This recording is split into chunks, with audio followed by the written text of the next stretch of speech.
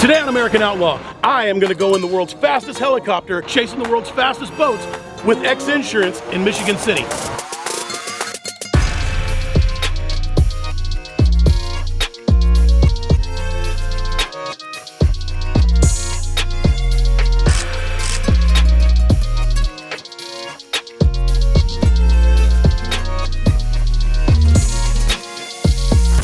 Sponsor of today's show is Transcend.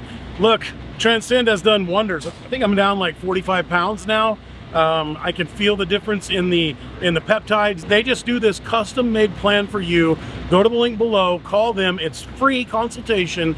They will give you everything that you need, tell you all the information, and customize a plan for you.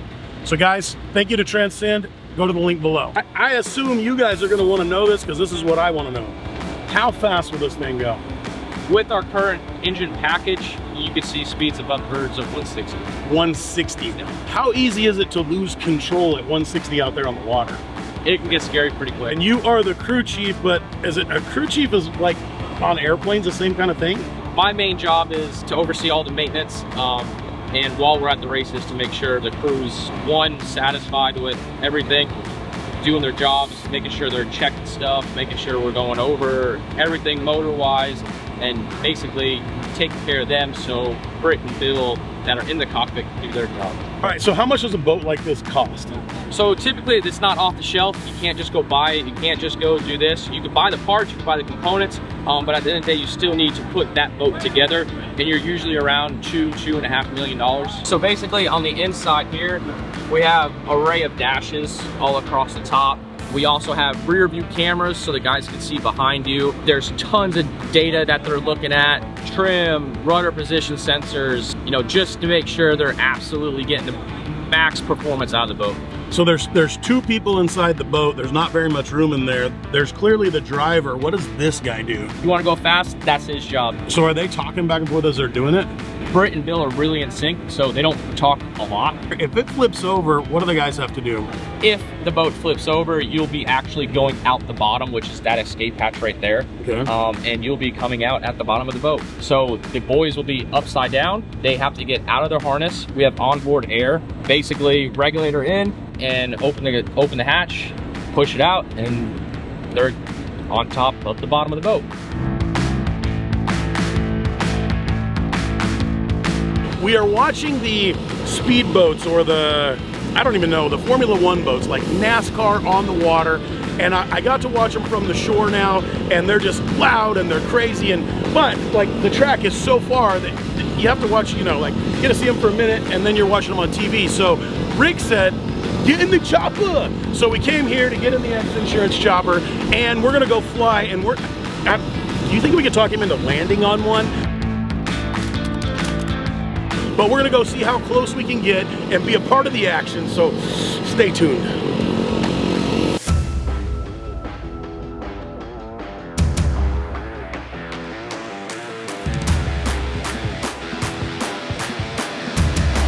That man in a little coat.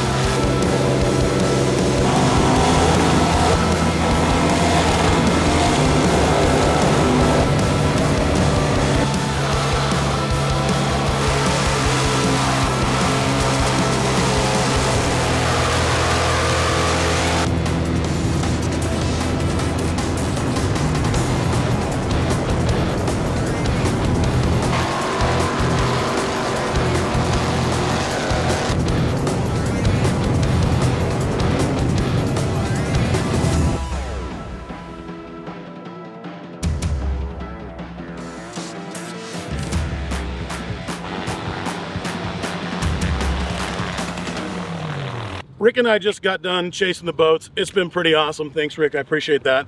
One of the things we were talking about when we were up there is that X Insurance offers concealed carry insurance.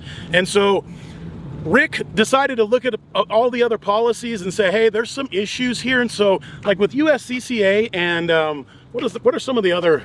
U.S. Law Shield, you know, there's a bunch of them. There's a bunch of lawyers now offering prepaid legal where they will defend you, but there's no coverage. The problem with all this insurance is that when you buy a firearms policy, if you don't use the firearm, let's say you just punch the guy, they're not going to cover you. You know, you use a knife, they're not going to cover you. So we cover you as the person. You punch them, you have a knife, you have a gun. It includes firearms, but policies that exclude a bunch of stuff and offer you one sliver of coverage are old school, they're out of date. They leave you totally exposed. And your homeowners, your business policy, your firearms policy, they don't all work together. They're all going to fight, and we make lawyers rich. So our plan is to bench the lawyers by giving you everything you need. You know, Trump has this golden dome of protection he's going to put over. That's what X Insurance is, the golden dome of protection. I was a police officer for a long time, guys. I told you that. Seems like it was a different life now, but one of the things that our department wrote in there was that you could use any of your items that you had, weapons, or a weapon of opportunity, which could be a pin, a bat, a rock, your fists, anything else. And so I didn't know that some insurance companies just said, no, it's only a firearm. I don't care what I use. I'm with you, dude. If I have a pin and I'm going to jab you in the eye, I'm going to defend myself, right? So firearms liability is too narrow of a policy, and it only covers you personally. It doesn't cover anybody at work, which most people with firearms have something to do at work with the firearm. Broader coverage is what you need, not a whole bunch of policies. That's why I laugh when I see these commercials that talk about bundling your insurance. So they want to give you a bunch of policies. How about just giving me one that covers everything? Yeah, I think so, guys. I think first off, go to the link below, check out X Insurance.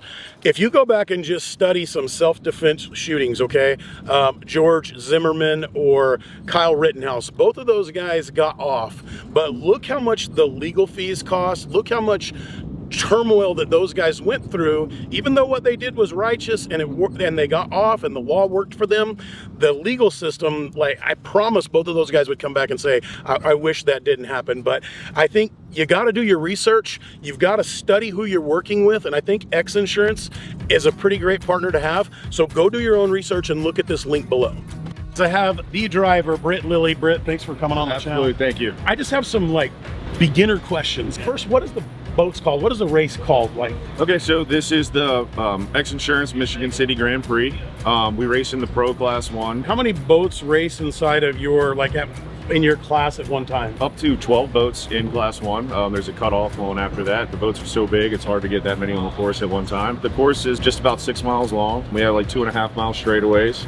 Here in Michigan City on Lake Michigan, it gets pretty bumpy out here. The fresh water is super hard and dense compared to salt water. They want us out there between 35 and 45 minutes. So depending on the mileage of the course, you know, we're doing between 10 and 14 laps, about 60 to 80 miles. How does one become a race car boat driver, a race boat driver? It's kind of a family thing for me. My dad followed the national circuit for 35 years. I kind of followed in his footsteps, started campaigning my own boat in 2007, worked up the lines, got faster, got better, and started getting hired on by big teams like this. It's like a rocket ship that you're trying to keep from taking off. To actually get good in the boat, first the driver and throttleman have to mesh. If there's not a bond there and an understanding, you know, I know what he's thinking, he knows what I'm thinking, we don't have to speak about it. He can feel what I'm feeling, and we're making adjustments in the boat. If we come in and the nose is too heavy and the boat wants to hook, he's gonna trim the boat for the next corner to make sure that I'm able to drive it. And one thing that I've really learned over the years is you can't drive the boat.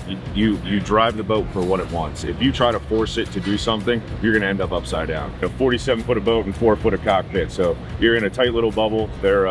They're smaller the cockpit, the safer. You know, when the boat's upside down, the way that they hit the water, they're all rounded and everything to disperse water. So I mean, everything's really, really safe, but it's still a very dangerous sport. After your 45 minutes out there, are you just beat and all your energy spent? Yeah, except I got to get out and get in another one. So Oh, you gotta do twice. We've seen some wrecks on TV and stuff. Yeah. Have you been in any? yes, I crashed one of my Mod Vs about 8 years ago now. The sounds that it makes when the boat's rolling over, it sounds like you put a sheet of plywood in the blender, man. It's you know, things are cracking, breaking, popping, you're getting beaten there, you're trying to hold on, you know, and grabbing your oxygen. Cockpit fills up with water immediately, you're upside down underwater, hanging from your seatbelts going, what did I just do? Sean Steiner's safety team around here is top notch. They're all medical divers, military, firefighters. They're just the raddest dudes ever. And they're up there in Angel One, they're in helicopters ready to jump out. They're positioned every couple hundred yards down the race course. And when the boat's upside down, you haven't even figured out what happened and they're already knocking on the window. Yeah, I mean, that's incredible crew, incredible crew. You're doing 160 and you're going down the road, down the water. Is there any way to even describe how cool that is? So the difference in a boat and a boat doesn't track straight. The boat floats all around. So, you know, you're going 160 miles an hour, you're using 4 or 5 lanes of straightaway, and you know, you're hitting waves. The course is forever changing. There's never going to be a wave where it just was the last time. So your eyes are peeled out there. You're really trying to pay attention. You're trying to read the water and make the boat capable of running its top speeds.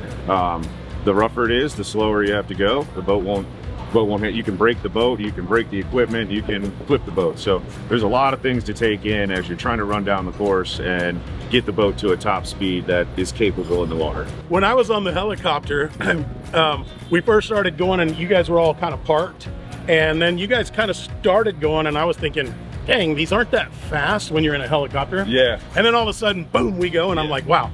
They're faster than the helicopter. And then I watched you guys, and so this is my first boat race ever, and I watched you guys take off. I'm like, well, X Insurance, like they're blowing everybody out of the water, and you guys are just so far ahead. I mean, everybody has their day, and you know, we really nailed the setup yesterday. The water's bumped up just like we had anticipated, and you know, really been racing here since 2015. Very familiar with Lake Michigan, and we made some great calls, and that's what puts X Insurance up top.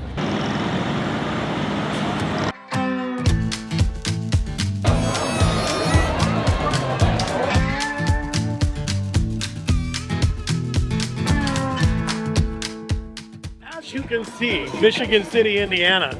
They love X Insurance in the boat races. Look at them. Like, I heard there was 20,000 people out here. They're all going crazy. Everybody's dancing. They got like live bands and loud music on the trailers. It's freaking awesome. So this is like Christmas in August for Michigan City.